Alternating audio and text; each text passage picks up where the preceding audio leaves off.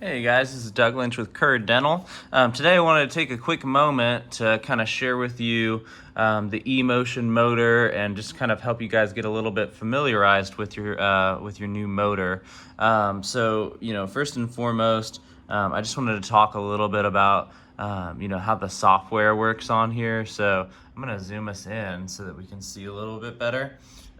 So it's all touchscreen, okay? And you've got all your different sequences here. One of the cool things, so your TF adaptive is always going to be right here at the top. One of the things I like about the TF adaptive mode is it can't be changed. So no one could, if someone else is using the motor, come by and accidentally change up the settings. This one is always going to stay the same, and this is the TF adaptive. It's our patented reciprocation movement, so that's always going to be right as rain. It's not going to change. Okay, so some of the other ones that we have here, you can see that there's a pure rotary sequence. There's the M4 safety sequence that requires the Cavo M4 safety handpiece. It actually complements the hand filing. And then we have our Cur Traverse setting, and that's actually for a glide path file. And then down here, you actually can create custom sequences.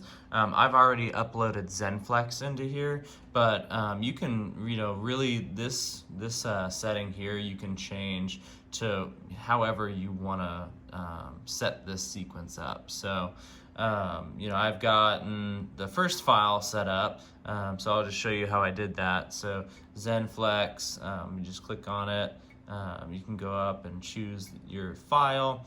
One of the cool things with our motor is we don't lock you into our files. We hope that you'll use our files, but we don't lock you into them. So there are other competitive files in this system, which I think just goes to show you that we care about what is best for the doctor. So you've got Pro Taper, you've got Vortex Blue, but hopefully you'll use ours. So I created a file and then I cleared out, call it ZenFlex. Okay, and then you can change this right here, just kind of giving you an idea of what the file is. So we can just do say this is an 06 35, okay? And so, you would just hit correct, and then a little check mark, and then you can mess with the Newton centimeters, the torque. So for ZenFlex, the recommendations are 3 Newton centimeters for torque, and then 500 RPMs for the RPMs. So, and then right here you can actually mess with the band color for the specific file, so you can always know, okay, I've got a pink or green or yellow or red. So yeah, that's how you kind of set up a file in there, and then you can just go back out and you've got your nice little file right there ready to go. So that's the 0635. So that's ZenFlex. That's one of our newest files that just came out. But really, we're going to be talking about TF Adaptive, okay? TF Adaptive is our patented reciprocation, and that's specific to our motor. So how it works is basically, however the algorithms work in our motor, they will sense a stress load on the file, and then it will reciprocate. So I'm going to actually zoom us out a little bit so that we can see what I'm doing here. I'm all sponged up here. I've got a nice little shaping block that we'll be using here in a minute. So what I'm talking about when I'm bringing up the reciprocation conversation is, let me get this in here, nice and tight. Okay, so this is pure rotary right here. So it's just spinning in a clockwise fashion, and it would cut in this clockwise rotation, which is just pure rotary. Now you will see if I put this in the block and, you start to get a stress load on the file, that's when you'll see our patented reciprocation. So I just like to show that it stays in rotary until that happens, because the more reciprocation movements that you do, the more debris you're going to pack apically, which can lead to post-operative sensitivity. So with ours, it's actually going to, give you less reciprocation movements, because it is almost telling, instead of telling the canal what it wants to do, it's listening to the canal and what it needs. And then, it'll reciprocate based off of that.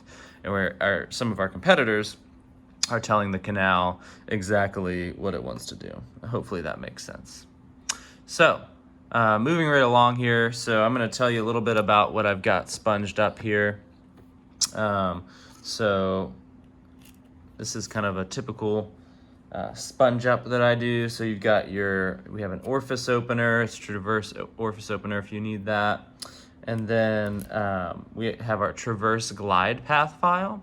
So this is what can create your glide path. If you aren't somebody that wants to use hand filing, which there are doctors out there that don't want a hand file, you can go straight into a glide path file.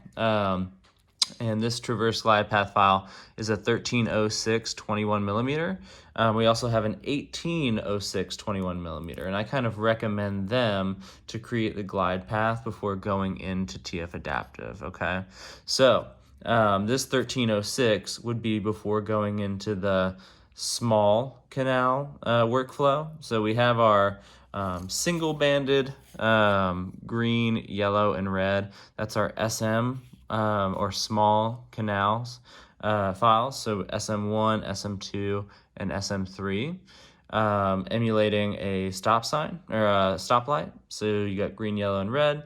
So really, you're only going to do green and yellow in most cases, and you really won't ever get to the red. The green, unless of course it's a very large canal, but the green is a 2004, the yellow is a 2506, and the red is a 3504. Okay, so the green's always going to kind of be your workhorse file. The yellow is apical preparation, okay? Now, on this side, I've got our ML files, so our medium large canal files. So double banded means that they are medium large. So you've got ML1, ML2, ML3, okay? And the ML1 starts at a 2508. This yellow double banded ML2 goes to a 3506, and then you have a 5004 in the ML3. Okay, so that is the TF Adaptive workflow. You're typically only going to be on the greens and the yellows. So that's TF Adaptive. I do have hand files in there in case the doctor does want to get that tactile feel when they are beginning the root canal. So I'm just going to kind of walk you through the workflow real quick. So this is a shaping block I have for us. We don't need to use the orifice opener because our orifice is already open and ready to go because it is a plastic block. So next, what I'm going to do is I'm going to take out this 1306 traverse glide path file, okay? So I'm going to get that in there. Make sure it's tight, okay? And then I'm going to go to our traverse mode, okay? And then it has 1306, 1806, and 2508. So you can choose between which one you're using. For this one, I have the 1306 right now. I don't actually have the 1806, so we're just gonna go as if this is a small canal, okay? So we click 1306, and we are ready, okay? So this is gonna create our glide path. So I'm going to begin rotation here, and I'm just going to come in to the canal and just start eating away and creating that glide path for us. All right.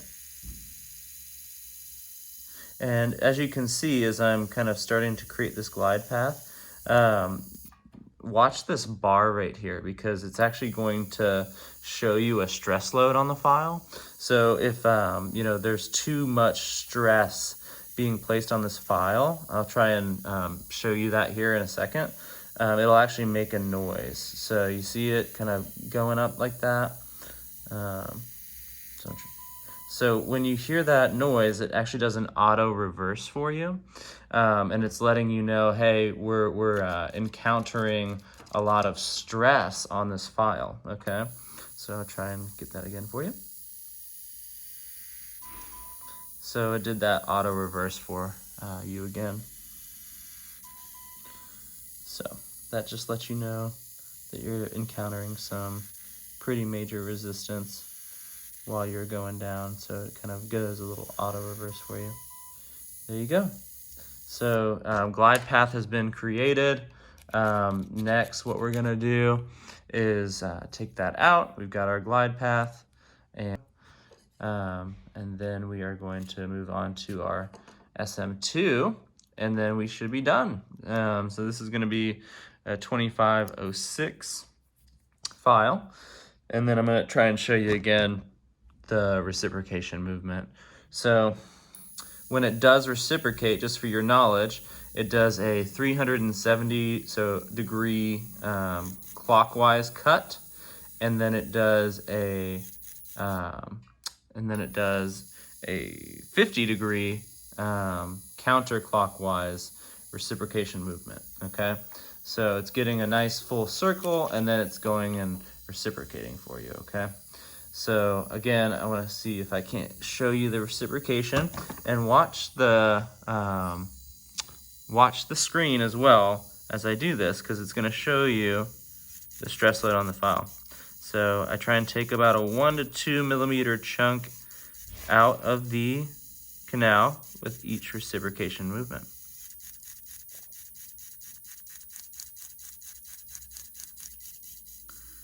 So I'm pushing it pretty hard here, which you wouldn't do in a live case. But I just wanted you guys to see that reciprocation. All right, keep on going here. And we are shaped. Okay, so that is, you would be done there. So that's TF Adaptive. That's our eMotion motor, our patented reciprocation. And if you guys would like to know more or have any questions on all of that, more than happy to answer those. This is, again, is Doug Lynch with Kerr. I am a full line rep, so I cover restoratives, infection control, endo, and rotary.